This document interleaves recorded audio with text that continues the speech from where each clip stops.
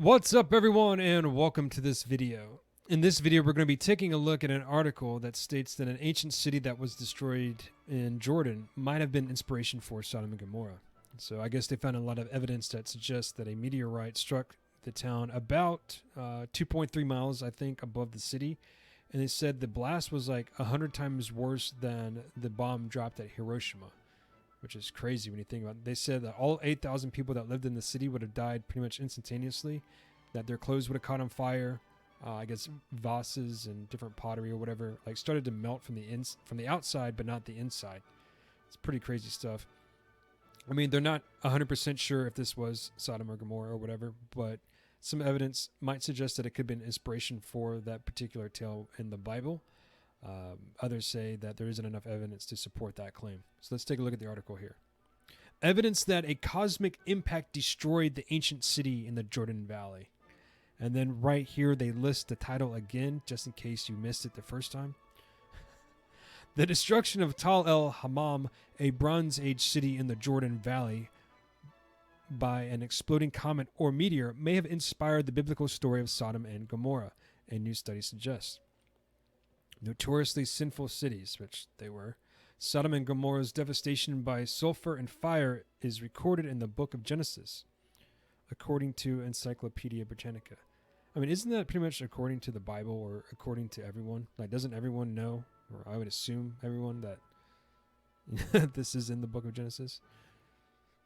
Maybe that's just presumptuous of me. Air temperatures rapidly rose above 3,600 degrees Fahrenheit, writes study co-author Christopher Moore. Clothing and wood immediately burst into flames. Swords, spears, mud bricks, and pottery began to melt. Almost immediately, the entire city was on fire.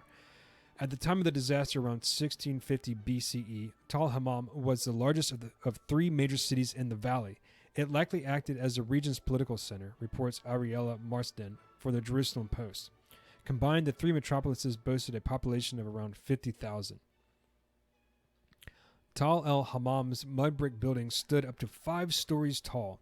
Over the years, archaeologists examining the structure's ruins have found evidence of a sudden high-temperature, destructive event. For instance, pottery pieces that were melted on the outside but untouched on the inside. Almost immediately, the entire city was on fire. So this has happened quite a bit in prehistoric time. Well, not prehistoric, but ancient times, I should say. You know, you have Pompeii, you have this occurrence here, which very well could be Sodom and Gomorrah. So it makes you wonder if, like, something. I mean, I know Pompeii was a volcano, but still, like, these ancient disasters were biblical in their scope, I guess you should say, or could say. The new paper, published in the journal Nature Scientific, reports examined possible causes of the devastation based on the archaeological record. The researchers concluded that warfare, a fire, a volcanic eruption, or an earthquake were unlikely culprits, as these events couldn't have produced heat intense enough to cause the melting recorded at the scene. That left a space rock as the most likely cause. The space rock. Because experts failed to find a crater at the site, they attributed the damage to an airburst created when a meteor or comet traveled through the atmosphere at high speed. Oh, it's 1,000 times. I got that wrong. It would have exploded about 2.5 miles above the city in a blast, 1,000 times more powerful than the atomic bomb used at Hiroshima, writes study co-author Christopher R. Moore, an archaeologist at the University of South Carolina, for the conversation. So imagine how bad the destruction is, or was during Hiroshima, and then times that by 1,000. That's almost unfathomable to imagine, like, a blast like that. Think about that. 8,000 people woke up that day.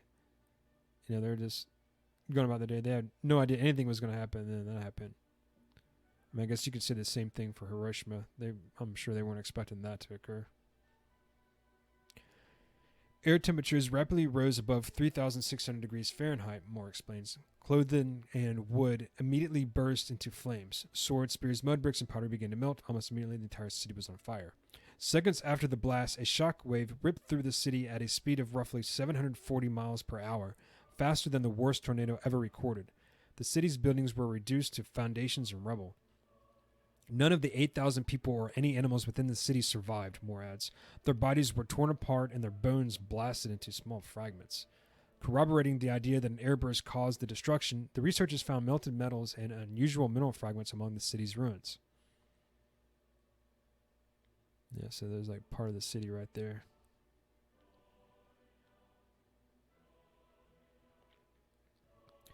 One of the main discoveries is shocked quartz, says James P. Kennett, an emeritus earth scientist at the University of California, Santa Barbara, in a statement. These are sand grains containing cracks that form only under very high pressure. The archaeologists also discovered high concentrations of salt in the destruction layer of the site, possibly from the blast's impact on the Dead Sea or its shores. The explosion could have distributed the salt across a wide area, possibly creating high salinity soil that prevented crops from growing and resulted in the abandonment of cities along the lower Jordan Valley for centuries. Moore writes that people may have passed down accounts of the spectacular disaster as oral history over generations, providing the basis for the biblical story of Sodom and Gomorrah, which, like Tal el-Hammam, were supposedly located near the Dead Sea. In the book of Genesis, God rained upon Sodom and upon Gomorrah brimstone and fire from the Lord out of heaven, and the smoke of the country went up as the smoke of a furnace. According to the Gospel of Luke, on the day that Lot left Sodom, it rained fire and sulfur from heaven and destroyed all of them. Whether Tal el-Hammam and Sodom were actually the same cities is an ongoing debate. The researchers point out that the new study does not offer any evidence one way or the other. All the observations stated in Genesis are consistent with a cosmic airburst, says Kennett in the statement. But there's no scientific proof that this destroyed city is indeed the Sodom of the Old Testament. And that's true. There is no, direct evidence. But, I mean, if you could use the Bible to go through and maybe triangulate or try to see specifically where that city was, and then if this city coincides with that information, you might be able to argue that. But if you can look at this here, let me just make sure like you still see it. All right, cool.